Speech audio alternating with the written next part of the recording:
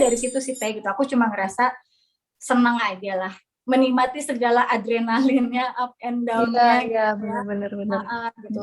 Ya walaupun bisa dibilang perjalanannya juga nggak mudah teh gitu, karena dari mulai aku pada akhirnya sampai declare dan ajak dengan nama Kalea, itu sebetulnya aku sebelumnya gonta-ganti nama dan gonta-ganti tim teh. Anggaplah down payment dulu, tapi dalam sebulan misalkan dia bisa mendapatkan 3-4 klien. Bayangkan berapa uang yang dia terima gitu ya teh. Tapi kan sebetulnya uang itu tuh uang amanah ya teh ya, yang harusnya dia salurkan lah sesuai dengan alokasinya. Dorong Bunda untuk mulai start lagi gitu, merintis lagi. Kita di mana ada teman-teman kita yang sampai menjual peralatan nabuhnya lah teh ya gitu, kayak bohong dan hanya untuk makan gitu, hanya untuk bisa menghidupi keluarganya gitu kan. Ini sih yang lagi kita coba untuk lakukan adalah menyelenggarakan vaksin khusus untuk para pekerja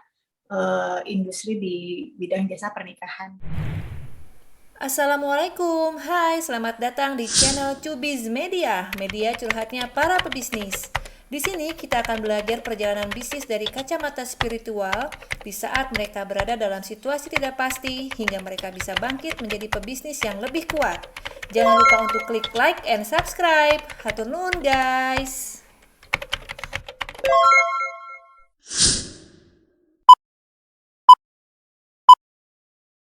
Assalamualaikum warahmatullahi wabarakatuh. Teh, aku punya Bunda ya.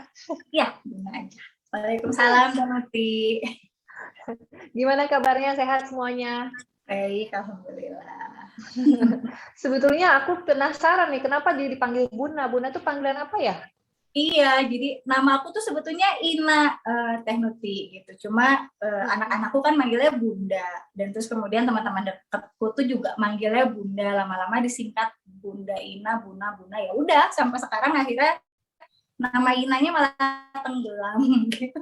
Orang gitu. lebih tahu aku Buna dari Buna. Jadi singkatan ya. Nama panggung, nama beken. Nama panggung ya. Nama panggung. Aku dikasih tahu nih sama teman, katanya Bunda ini punya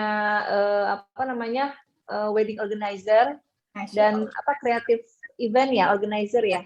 Iya. Jadi lebih tepatnya. Namanya apa? Kalea ya, Bunda ya? Kalea Creative Wedding and Event. Coba Kalea aja lah. Oke, boleh ceritain nggak, Bunda, gimana tentang Kalea? Pertama kali Bunda mendirikan Kalea ini gimana ceritanya? Oke, bismillahirrahmanirrahim. Sebelumnya terima kasih banyak loh Teh Nuti udah ngundang aku di podcast Teh Nuti kali ini gitu.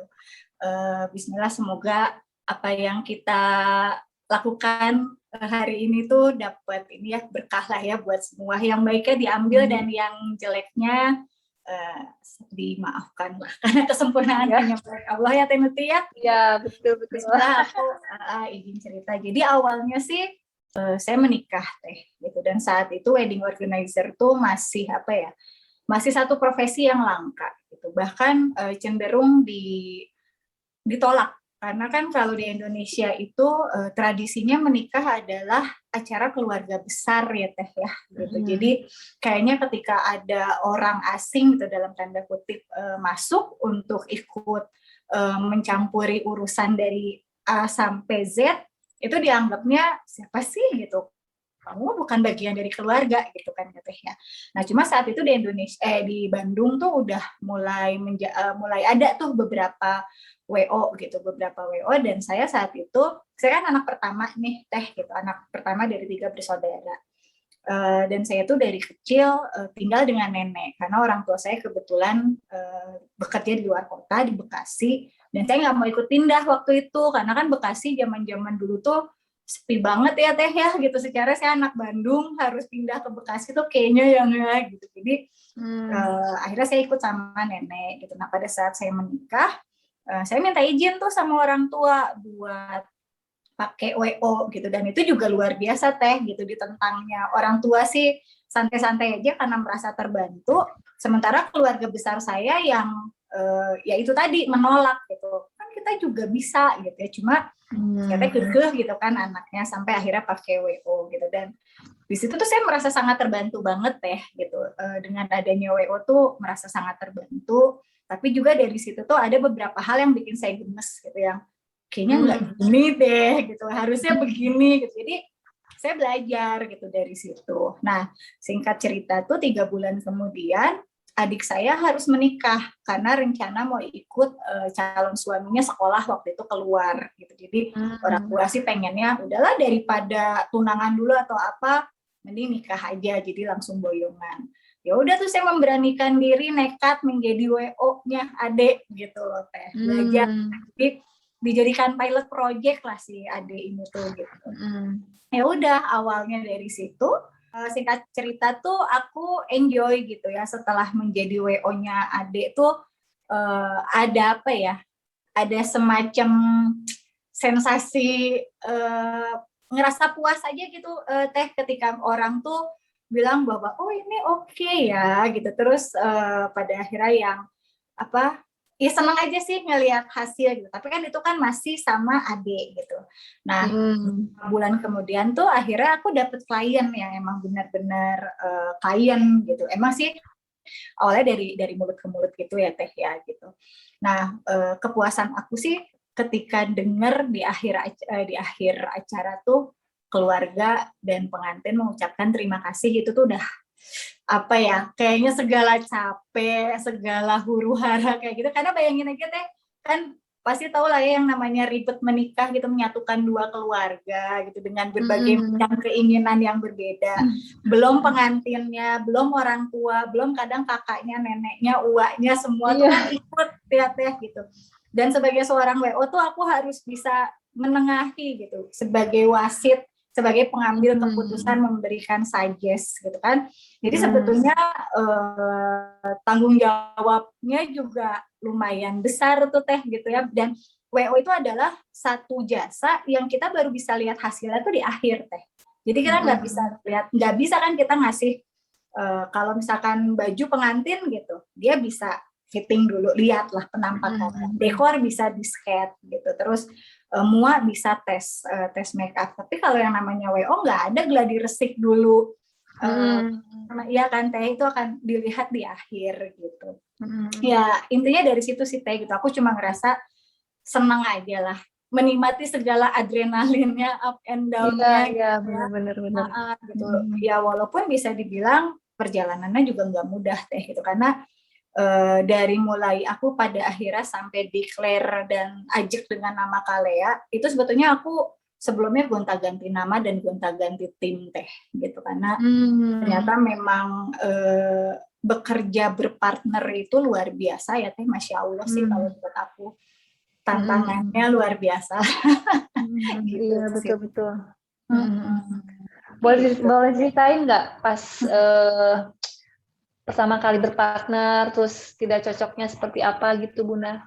Ya, sebenarnya gini, kalau buat saya ya Teh ya, berpartner itu sebetulnya apa ya, kita tuh kan nggak bisa sendiri. Manusia itu kan memang sudah diciptakan tuh hidup bersosial gitu ya, berpasangan. Nah bahkan makanya saya mencoba menerapkan itu gitu, bahwa saya tuh membutuhkan teman untuk bisa mengembangkan si bisnis ini gitu.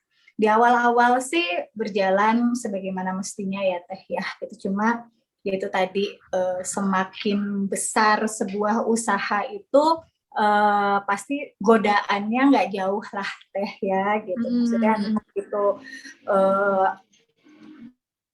secara materi gitu ya, secara konsep, secara ide gitu. Nah sebetulnya hal-hal yang seperti itu sih yang pada akhirnya memutuskan kami untuk berpisah kayak gitu. Ada perbedaan visi dan misi gitu ya, dimana saya pengennya seperti ini, dia pengennya begini gitu. Akhirnya kita memutuskan untuk udah nggak bisa lanjut gitu. Jadi tapi itu lumayan bikin aku shock Teh gitu. Jadi sempat aku ngerasa yang egoisnya ya Teh ya, egoisnya manusia tuh gitu. Ngerasanya tuh lu dulu belum apa-apa aja lu deketin gue, setelah lu dapet ilmunya lu tinggalin gue gitu kan Teh ya gitu. Adalah ngerasa egonya manusia gitu, ngerasa pinter, ngerasa apa gitu. Terus ditambah lagi Aku ngelihat nih temen aku tuh malah jauh melesat teh, melesat lebih.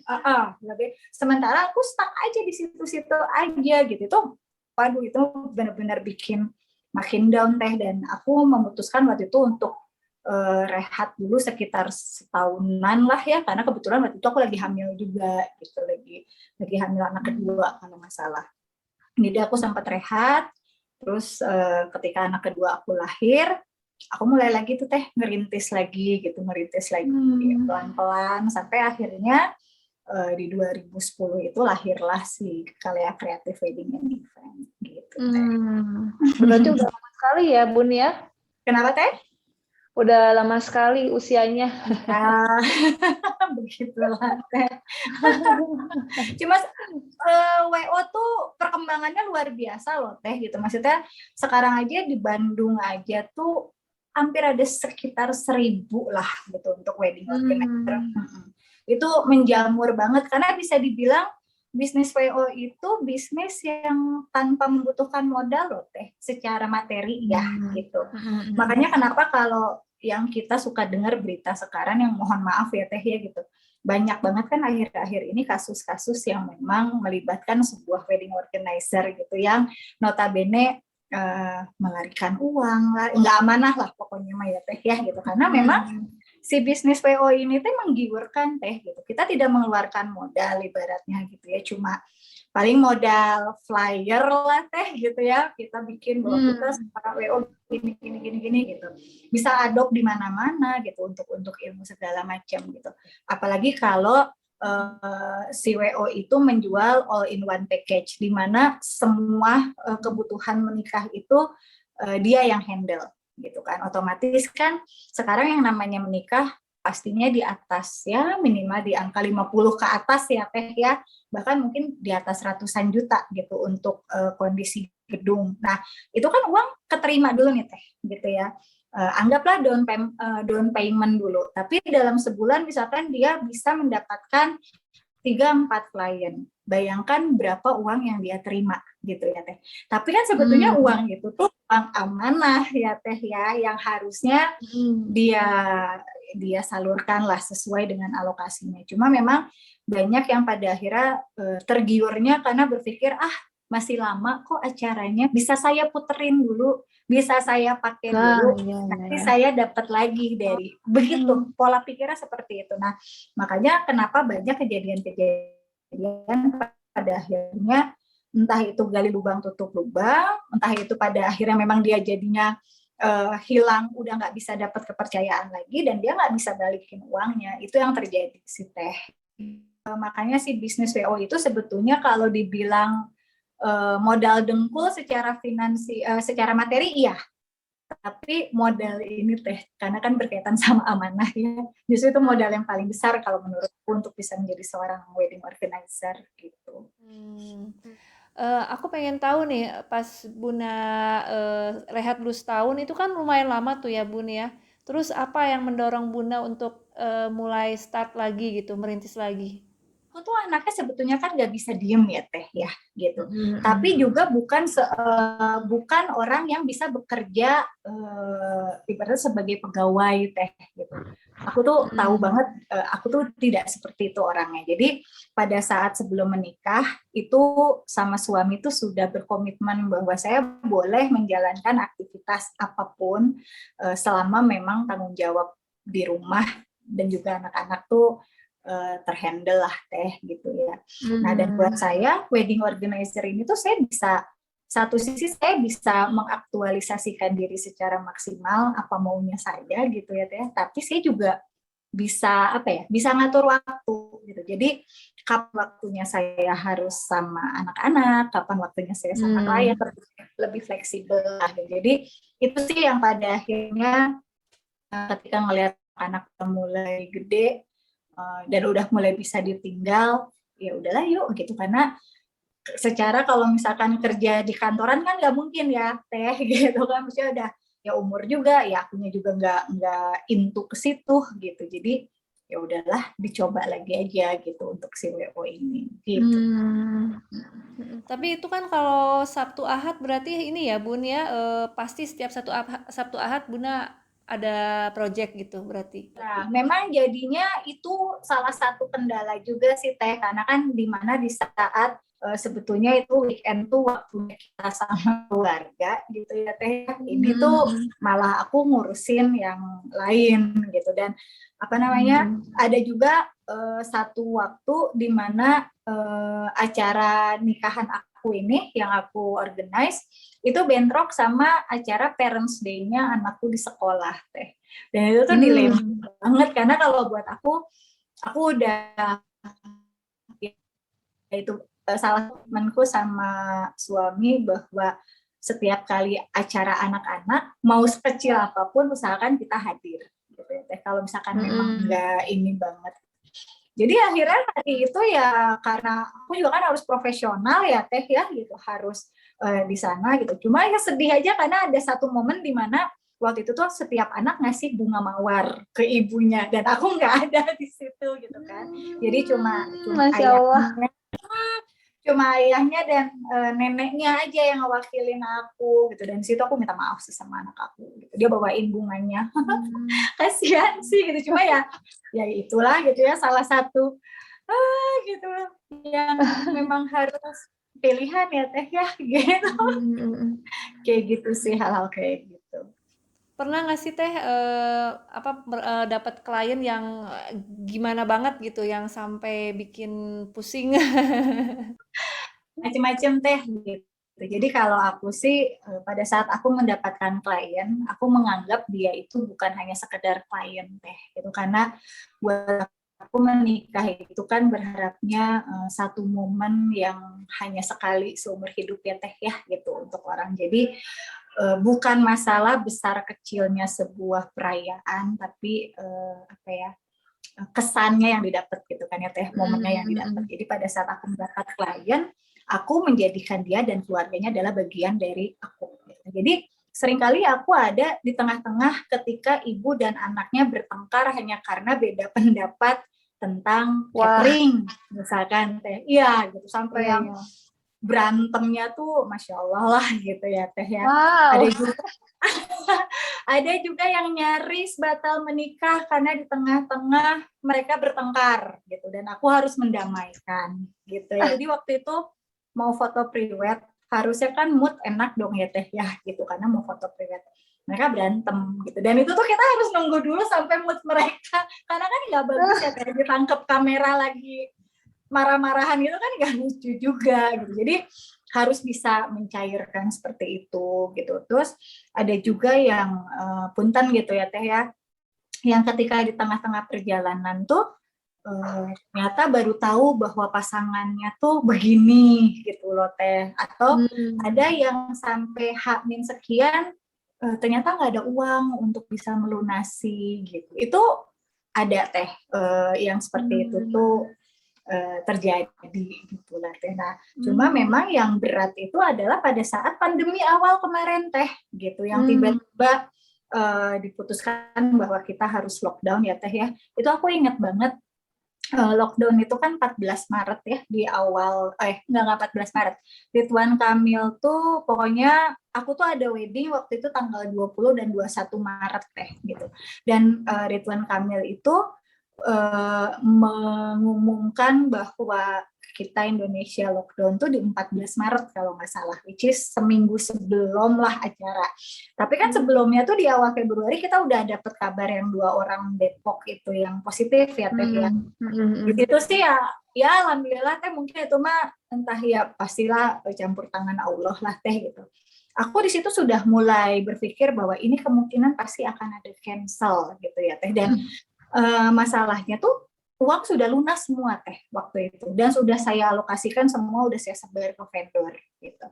Cuma saat itu saya minta ketemuan sama si klien untuk meeting lah Teh ya, meeting tambahan buat ngobrolin ini bagaimana seandainya memang acara nggak bisa terjadi gitu, dan qadarullah akhirnya memang nggak bisa terjadi ya Teh ya gitu.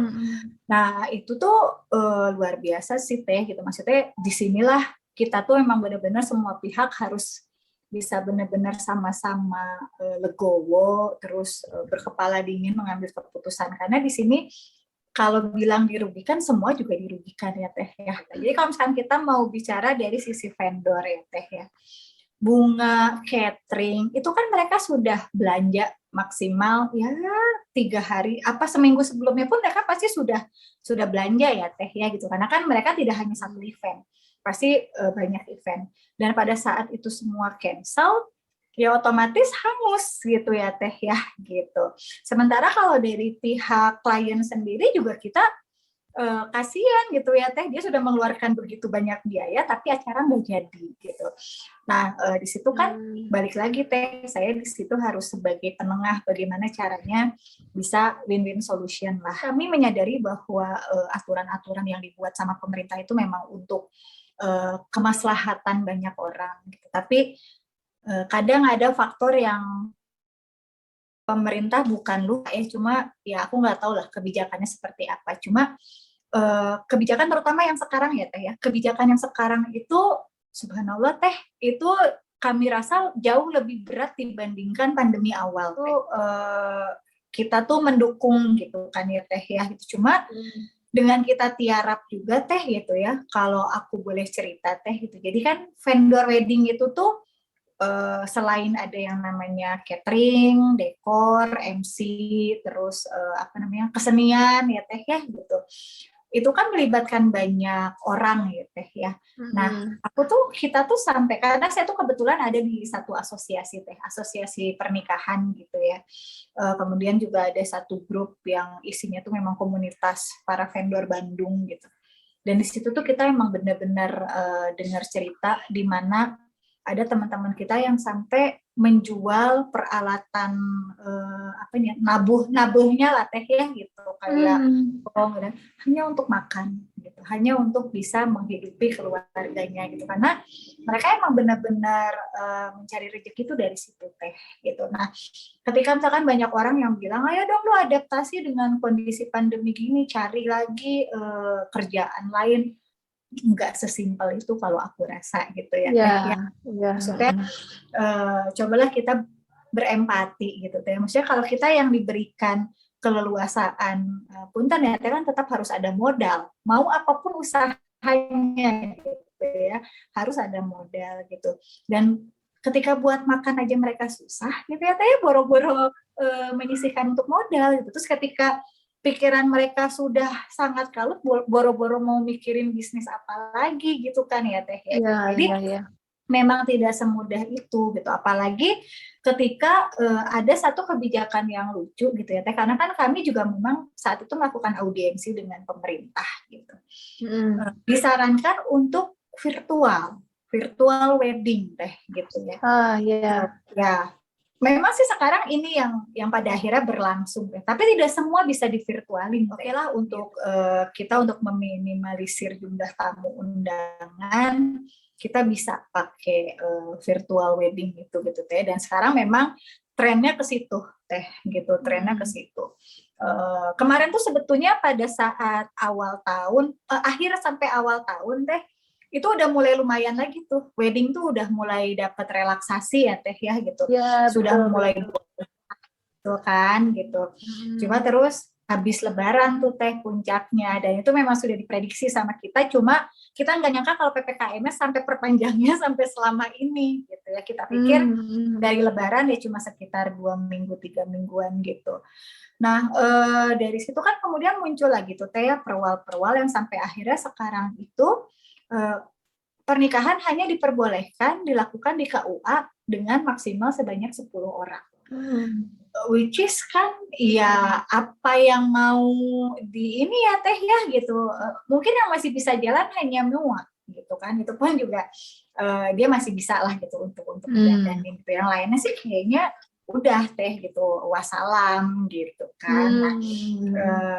Nah, udah. Aku kan kebetulan tergabung dalam sebuah forum ya Teh ya, forum namanya tuh Forum Aspirasi Pengusaha Jasa Pernikahan Bandung, yang isinya adalah kumpulan para vendor lah Teh, yang ada vendor catering, vendor dekor, vendor WO, vendor musik, itu semua tergabung di situ gitu. Sampai kita bikin protokol kesehatan sendiri khusus untuk wedding gitu, untuk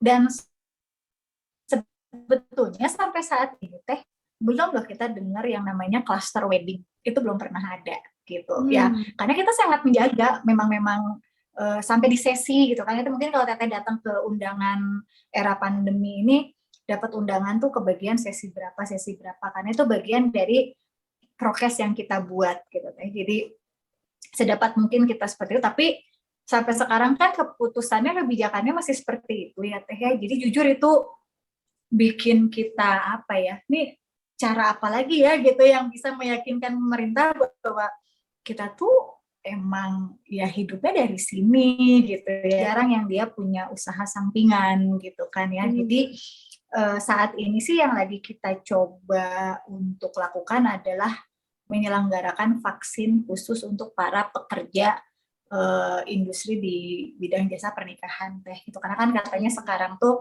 salah satu syaratnya kan itu ya Teh gitu, bahkan mau masuk ke pasar baru aja kita harus sudah punya kartu vaksin gitu kan, mau masuk ke mall, jadi bukan cuma untuk melakukan perjalanan aja gitu. Untuk kayaknya sekarang tuh kartu vaksin tuh kayaknya lebih apa ya, lebih magic dibandingkan KTP kayaknya ya Teh ya, lama-lama bisa jadi pengganti kartu identitas gitu. Jadi akhirnya dalam waktu dekat ini sih kita rencana akan mengadakan vaksin khusus untuk para industri pekerja wedding lah Teh ya gitu. Nah berharapnya Pak pemerintah maulah sedikit ngasih relaksasi gitu Teh, maksudnya menghargai niat dan itikat baik kita bahwa dalam kondisi keterpurukan seperti ini pun kita tetap support pemerintah kok gitu. Alhamdulillah ya, tapi ya memang harus berjuang terus ya, mudah-mudahan tetap terus ada jalan gitu, celah untuk terus berkarya di bidang WO ini ya. Teh kadang gemes juga sama tetap lah Teh, ada oknum-oknum vendor yang memang pada akhirnya apa ya, melanggar gitu, jadi ngeyel, bodo amat gitu, melanggar prokesnya lah, nggak boleh ini dia tetap dijalanin gitu. Kapasitas maksimal undangan sekian dia lebih dari itu, banyak Teh yang seperti itu juga gitu. Jadi ya berarti nggak salah juga sih pemerintah bikin aturan gitu ya Teh ya, cuma kan jadinya ngezolimin yang lain gitu ya Teh ya, hanya karena 1-2 oknum semuanya kena imbasnya gitu. Jadi saya sih berharap ya yang nanti yang nonton podcast ini gitu ya Teh ya, aku sih berharap baik itu klien, karena kadang ada klien juga yang punten ya Teh, justru mereka yang sebetulnya harusnya paham gitu, punten pisan gitu, ini mah barangkali ada yang nonton ya Teh ya podcastnya Teteh nih gitu, baik itu dari sisi vendor ataupun klien gitu, ini tuh sangat-sangat dibutuhkan kerjasama Teh, karena ada juga beberapa klien yang dia merasa bapaknya seorang pejabat gitu ya Teh. Ketika kita sampaikan bahwa pernikahan sekarang itu aturannya adalah ini. Responnya tuh adalah yang tenang aja bapak saya mah gampang nanti ada gitu loh Teh. Nah hal-hal seperti itu kan ya Teh ya, atau misalkan berapa sih satgasnya harus dibayar, udah bayar aja. Aduh itu saya tuh paling males loh Teh kalau misalkan mendapatkan klien yang seperti itu gitu, karena satu sisi ya kan harusnya kamu paham gitu ya, maksudnya bahwa itu bukan hanya sekedar yang mendapatkan izin untuk melakukan Teh, tapi ketika pada akhirnya ada yang terpapar di situ kan masalahnya keselamatan ya Teh ya, gitu, ancaman nyawa bahkan gitu yang kita pertaruhkan. Jadi bukan cuma semata-mata masalah aturannya gitu Teh, itu yang terkadang orang tuh bukan nggak paham sih saya pikir ya Teh ya gitu, maksudnya memang yang ngeyel aja gitu kan, atau bahkan yang tidak percaya COVID banyak Teh gitu, yang misalkan nikah gitu ya Teh tetap harus pakai masker dan pada akhirnya marah gitu ya, karena berpikirnya ini kan momen sekali seumur hidup, masa sih di foto pakainya masker gitu ya, gimana memang kondisinya harus seperti itu ya Teh. Nah pemahaman itu sih di lapangan yang memang kita masih butuh effort lah Teh untuk bisa ya gimana dengan pandemi kayak gini kan kita memang harus beradaptasi, dan salah satunya ya pernikahan ini Teh gitu, mau nggak mau harus mau ngikutin kalau emang masih tetap harus mau berjalan sih ya Teh ya gitu. Dan ya itu tadi dibutuhkan kerjasama banyak pihak, nggak cuma ketika vendor satu dia prokes banget tapi vendor yang lainnya enggak, ya sama aja bohong gitu kan ya Teh ya. Kayak gitu sih Teh, suka dukanya. Gitu. Terus hikmah yang didapat dari pandemi ini apa nih, Bun? Hikmah, wah Teh, Masya Allah ya, hikmah mah banyak pisan gitu.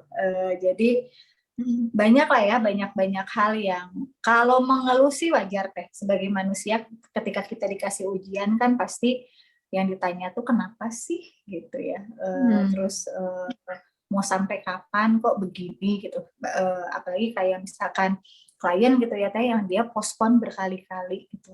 Kasihan kan ya Teh ya ngelihatnya gitu, dia udah berharap ini tapi kalau saya sih selalu lihat gini Teh, nggak cuma di wedding aja Teh ya, banyak banget. Atau kan oke, aku kasih contoh wedding Teh. Jadi pada saat akhir tahun kemarin, saya tuh di-link untuk acara di tanggal 19 Juli kemarin Teh. Ngambilnya all in one package Teh. Itu hanya untuk 300 orang sih gitu. Udah nih DP udah masuk segala macam. Di tengah-tengah si klien tuh bilang, Teh, Bun, nggak jadi all in one package-nya. Saya ambil WO only. Bete lah Teh, karena kan pastinya mengurangi profit lah. Itu sih udah pasti kayak dirombak-rombak itu ngurangin profit, banyak hal yang harus. Tapi ya udah gitu, maksudnya mau apa lagi, ada kliennya yang pengen gitu.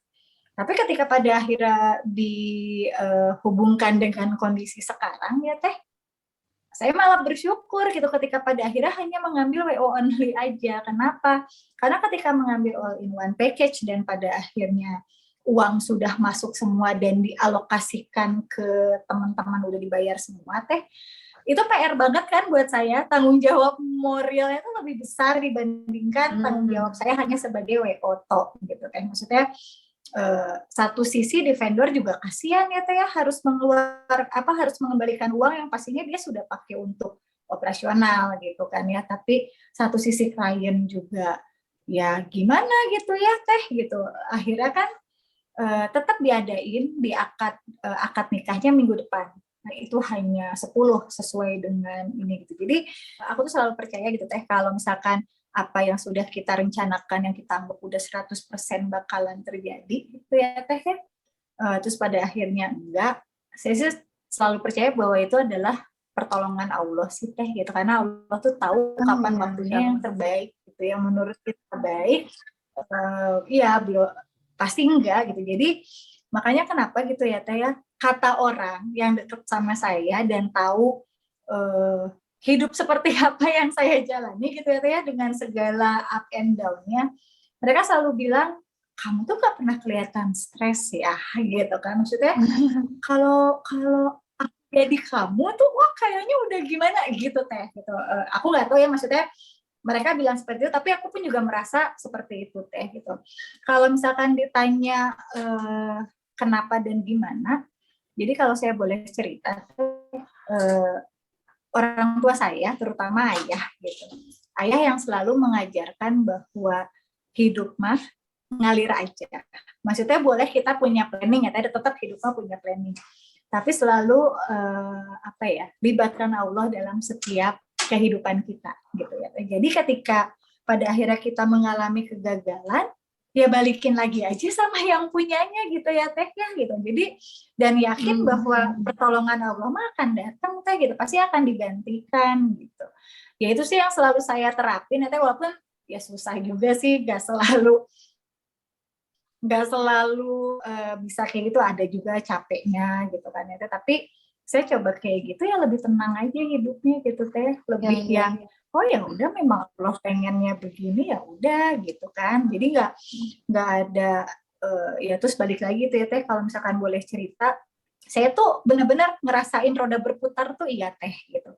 Ada di mana satu waktu saya lagi di atas banget gitu ya Teh ya, tapi ada satu waktu yang saya benar-benar lagi di bawah banget gitu. Tapi ya dijalanin aja gitu loh, maksudnya nggak terus jadi yang bikin ya sedih mah wajar ya Teh ya gitu. Tapi ya udah mengalir aja gitu. Jadi kayaknya nggak ada bedanya aja gitu. Bedanya cuma kalau lagi di atas ya jauh lebih mudah aja ngelakuin apa-apa. Kalau lagi di bawah ya butuh effort lah Teh gitu ya, buat bisa struggle gitu. Iya.